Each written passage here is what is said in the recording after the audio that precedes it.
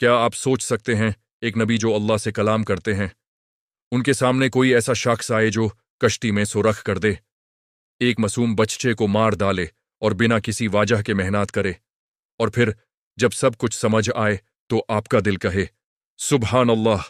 السلام علیکم دوستون، آج میں آپ کو سنانے جا رہا ہوں قرآن کی سب سے مسٹیریس اور مائنڈ بلوئنگ کہانی، حضرت موسیٰ علیہ السلام اور خضر کی کہانی، جو سورہ کہف میں درج ہے۔ اگر آپ پہلی بار اس چینل پر آئے ہیں تو پلیز سبسکرائب ضرور کریں اور بیل آئیکن دبائیں، کیونکہ آج کی کہانی میں اتنے ٹوسٹس ہیں کہ آپ سکرین سے نظر نہیں ہٹا پائیں گے۔ تو چلیے شروع کرتے ہیں یہ عجیب و غریب سفر۔ ایک دن حضرت موسیٰ علیہ السلام بنی اسرائیل میں خطبہ دے رہے تھے۔ انہوں نے اللہ کی عظمت اور اس کی نشانیوں کے بارے میں بیان کیا۔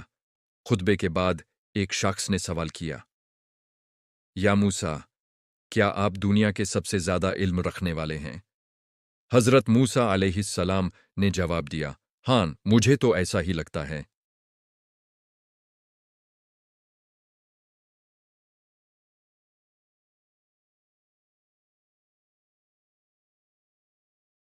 حضرت موسیٰ علیہ السلام بہت حیران ہوئے۔ انہوں نے فوراً پوچھا، یا اللہ، وہ بندہ کون ہے اور کہاں ہے؟ میں ان سے ملنا چاہتا ہوں اور ان سے علم سیکھنا چاہتا ہوں۔ اللہ تعالیٰ نے فرمایا، وہ بندہ مجمع البحرین میں ہے، جہاں دو سمندر ملتے ہیں۔ تم اپنے ساتھ ایک مچھلی لے جاؤ، جہاں وہ مچھلی تمہارے ہاتھ سے چلی جائے سمجھ لینا کہ وہ بندہ وہی ملے گا۔ حضرت موسیٰ علیہ السلام نے اپنے خاص ساتھی یوشع بن نون کو ساتھ لیا۔ انہوں نے ایک مچھلی لی اور سفر شروع کر دیا۔ لمبی لمبی مشکلات، پہاڑ، رستے، لیکن حضرت موسیٰ علیہ السلام کا جذبہ اتنا مضبوط تھا کہ وہ تھکتے نہیں تھے۔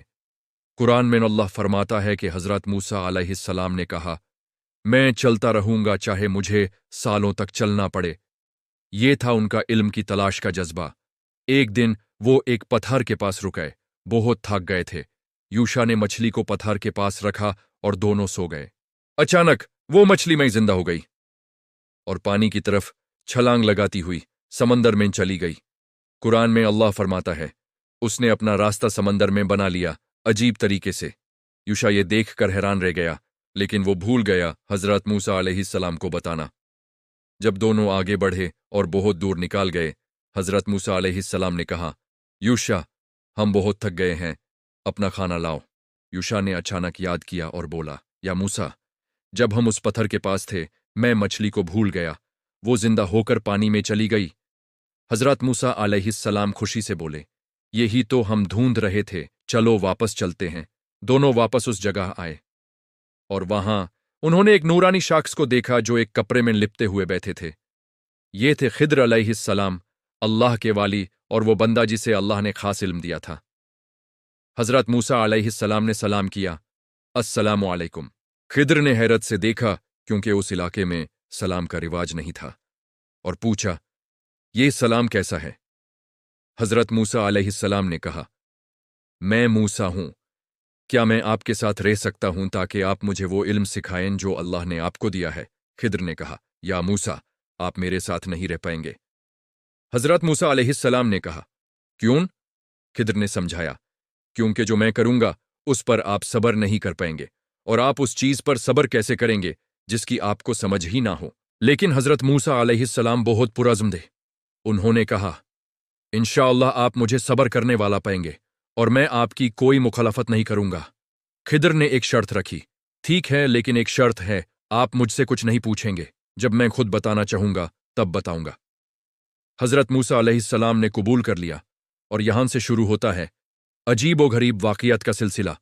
دونوں ایک سمندر کنارے پہنچے۔ وہاں کچھ غریب مچھیرے، فشرمین، اپنی کشتی میں سفر کر رہے تھے۔ انہوں نے خضر اور حضرت موسیٰ علیہ السلام کو دیکھا اور کہا، آپ لوگ کہیں جا رہے ہیں؟ ہمارے ساتھ آ جائے، ہم آپ کو بالکل فری لے جائیں گے۔ وہ لوگ بہت اچھے اور غریب تھے۔ انہوں نے بنا کسی پیسے کے انہیں بٹھا لیا۔ کشتی چلنے لگی۔ اچانک خضر نے ایک تختہ اٹھا لیا اور کشتی میں چہیٹ کر دیا۔ حضرت موسیٰ علیہ السلام یہ دیکھ کر حیران رہ گئے۔ وہ فوراً بولے، یہ آپ نے کیا کیا؟ آپ نے کشتی میں چیٹ کر دیا تاکہ لوگ ڈوب جائیں، یہ تو بہت بری بات ہے۔ خضر نے پکارا، میں نے کہا تھا نا کہ آپ میرے ساتھ نہیں رہ پائیں گے۔ حضرت موسیٰ علیہ السلام کو اپنی بات یاد آئی۔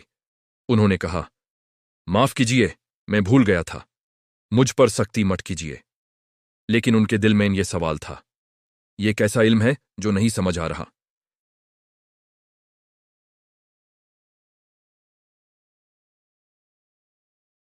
अचानक खिदर ने उन में से एक बच्चे को पकड़ा और उस बच्चे को मार दिया।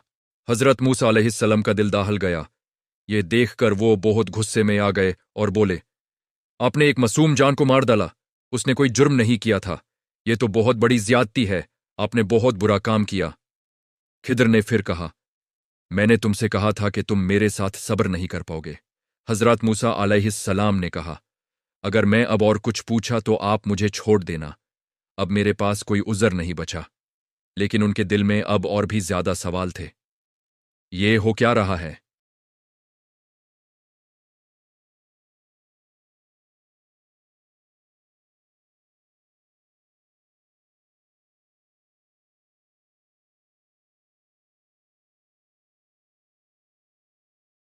हजरत मूसा अलैहिस्सलाम और खिदर ने सोचा कि चले यहां से, लेकिन जाते जाते उन्होंने देखा कि एक दीवार गिरने वाली थी।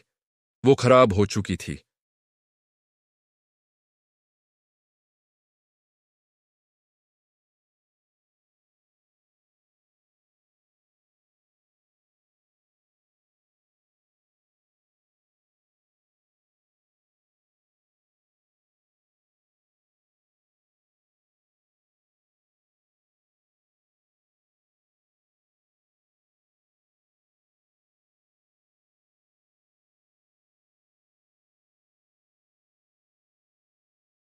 और यहां से शुरू होता है सबसे बड़ा इंकिशाफ।